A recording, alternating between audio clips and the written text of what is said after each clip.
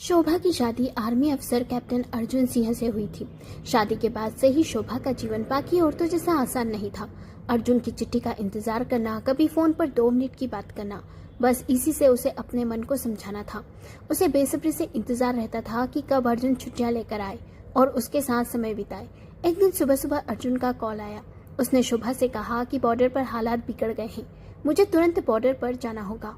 ये सुन शोभा का दिल धक्के सा रह गया, पर अगले ही पल उसने अपने मन को मजबूत किया और बोली, जाओ अर्जुन, देश पहले है, मैं तुम्हारे लौटने का इंतजार करूंगी। पर फोन करते ही उसके आंसू छलक पड़े। उसके लिए ये सिर्फ पति का जाना नहीं था, ये था रोज रोज उस डर से लड़ना। उसका दिल बैठा जा रहा था। दिन हफ्तों में, हफ्ते महीनों में बदल गए। अर्जुन का कोई खैर खबर नहीं थी। बस टीवी पर न्यूज चल रही थी जंग की, और उसमें बहुत से जवान शहीद हो गए थे, जिसे देख शोभा का दिल बैठा जा रहा था। शोभा प्रेग्नेंट थी। ये बात जिस दिन अर्जुन का फोन आया उसी दिन सुबह उसे पता चली थी, पर उसने नहीं बताई, क्योंकि वह जानती थी कि यह सुनकर अर्जुन का मन अपने फर्ज से डगमगा सकता है।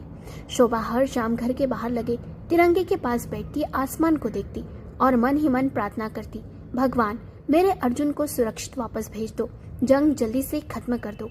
पड़ोस की औरतें कभी कह देती, कैसा जीवन है तुम्हारा, पति के साथ वक्त ही नहीं मिलता, तो शोभा बस मुस्कुरा देती, क्योंकि वो जानती थी कि उसका पति सिर्फ उसका नहीं, पूरे देश का है। 15 अगस्त का दिन था। शोभा बाहर दरवाजे में बैठी थी, आंखें नम थी। तभी आर्मी जीप उसके घर के बाहर रुकी, जिसे देख दिल धड़क उठा। डर और उम्मीद दोनों के साथ थे। अफसर ने आकर सलामी दी और कहा, मैडम, कैप्टन अर्जुन ने सरहद पर अद्भुत बहादुरी दिखाई और वे सुरक्षित लौट रहे हैं। ये सुनते ही शोभा की आंखों से आंसू बह निकले, लेकिन इस बार डर के नहीं, खुशी और गर्व के थे। वो दौड़ती हुई घर के मंदिर में गई और भगवान से हाथ जोड़ लिए और अपने पेट पर हाथ रख बोली, सुना, तुम्हारे पापा आ रहे हैं। फिर जल्दी से आरती की थाली सजाई। जैसे ही अर्जुन वापस आया तो शोभा ने उसकी आरती उतारी। उन दोनों की आंखें भर आई। जब अर्जुन ने जाना कि वो पिता बनने वाला है तो उसने शोभा को सीने से लगा लिया और शोभा ने कहा, तुम मेरे हीरो हो, लेकिन इस देश के भी हो। अर्जुन ने मुस्कुराते हुए जवाब दिया, और तुम इस देश की सबसे बहादुर पत्नी हो।